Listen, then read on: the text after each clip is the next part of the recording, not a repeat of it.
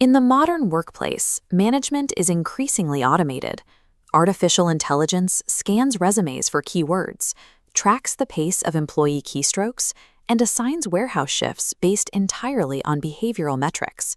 This creates a severe imbalance of power between the employer and the employee.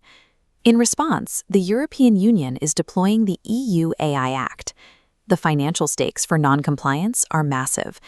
Regulators can levy fines reaching €35 million, or 7% of a company's worldwide annual turnover.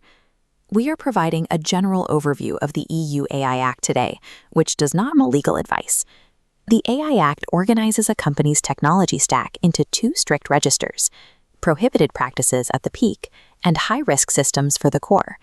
The clock on both is already ticking.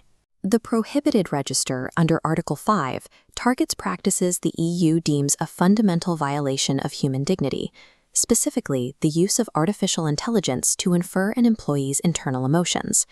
Employers are strictly barred from using tools that analyze facial expressions, monitor voice cadence, or track physical behavior to deduce whether an employee is stressed, engaged, or bored.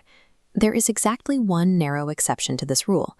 Systems designed explicitly for medical or physical safety reasons, like software that detects when a long-haul truck driver is falling asleep, are permitted. The absolute ban on emotion recognition in the workplace became fully enforceable on February 2, 2025. Any employer using emotion reading software to evaluate staff today, outside of that strict physical safety exception, is actively breaking European law and exposed to maximum penalties. Below that red line sits the high-risk register, outlined in Annex 3. These tools are legally permitted on the market, but they are now subject to intense regulatory oversight. Looking at this life cycle flowchart, the AI Act classifies almost all core HR algorithms as high risk. This includes software that filters CVs and evaluates candidates, as well as tools used for daily management to decide promotions, allocate tasks, or recommend terminations. The regulation recognizes that poorly calibrated algorithms systematically reproduce historical biases at scale. To operate legally, these systems now require rigorous data quality checks and active risk management. Under the recent Digital Omnibus Agreement, employers have a specific runway to get these tools up to code. Full compliance for these high-risk systems is mandated by December 2, 2027.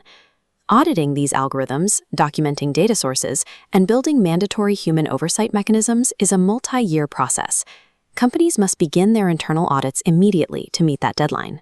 Compliance extends beyond technical fixes and data audits. The AI Act mandates a new level of transparency in European labor relations. Under Article 26, the duty to inform is absolute. Before a high-risk AI system is put into service, employers must formally notify both the workers' representatives and the specific employees who will be subject to the tool. This establishes a clear legal standard. Employees have a right to know if an algorithm is tracking their daily performance or making the final decision to reject their job application. Unregulated algorithmic management now carries the weight of European institutional law.